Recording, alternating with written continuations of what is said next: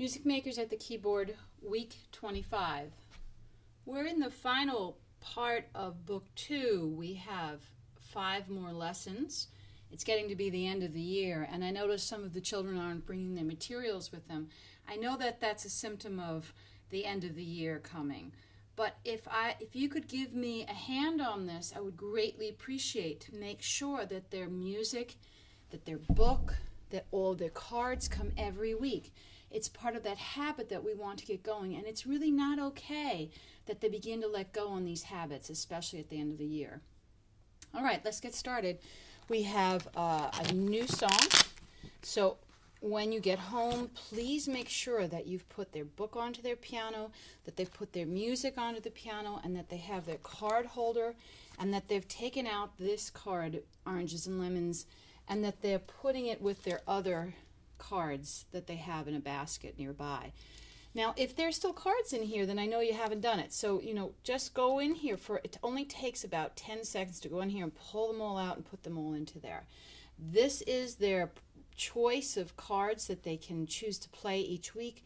They can find the cards they haven't learned yet. They can play old favorites they haven't played in a while. So this is a valuable part of at-home work.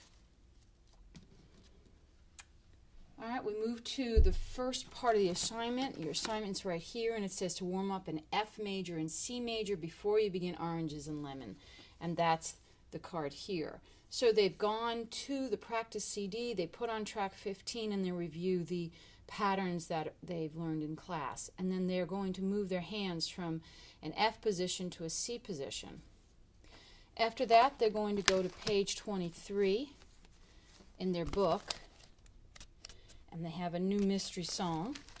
And this song is really different because it is an unfamiliar piece for them. It's called Lightly Row. It's in the key of D, Do, and it says it here. It has chords in the left hand that are written out. Do remind that they're playing both of these stabs at the same time when they're practicing. Although they could, of course, play each hand separately.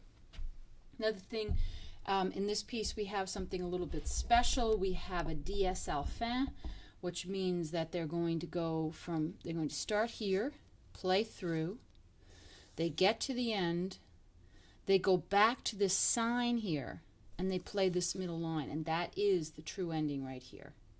And this is a piece that they should be trying to learn each day. They're playing the right hand alone, the left hand alone, and hands together. Next thing it says is your favorite pieces, and this is where they'll need all of their cards.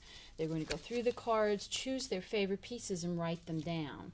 Now, if you don't have those cards, you've lost them, the dog ate them, whatever, you can go into the beginning of book 1, and all of the pieces are listed on the keyboard assignment page.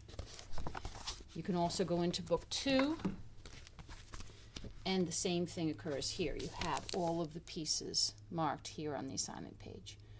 So you always have an ongoing list. You can make your own list, but here it is. Then it says to drum along with Rain Dance Iona, and many of the children talk about how much they love this piece. It just means putting it on and drumming along.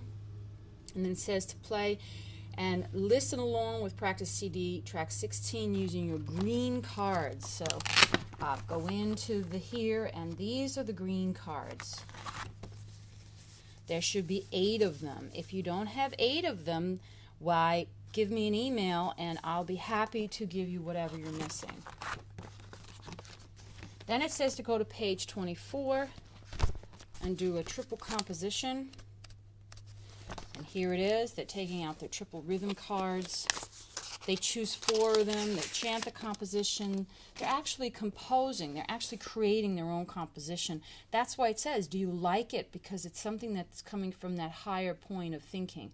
And then they copy it. This does not take long, and they're so pleased when they remember that they've done this, and they brought their book in. So really, today's message is to try to not get into what I call spring amnesia, and instead get back into supporting, being that part of the support system as your child's learning a new instrument, the piano. You are the third part of this triangle of support. The teacher is the first leg, You are another leg, and of course the student's the third leg. They can do this by themselves, but it's easier and more fun when you take apart and make sure that the material is on the piano, you make sure that it's all organized, you make sure that they feel comfortable with the material, that they can follow along, that they have time to play the piano, they have time to do all of these things. Maybe you can be in the room with them. You don't have to be on top of them, but you could be nearby. And finally, that the music and all of the material comes back to class. All right, we'll see you all next week.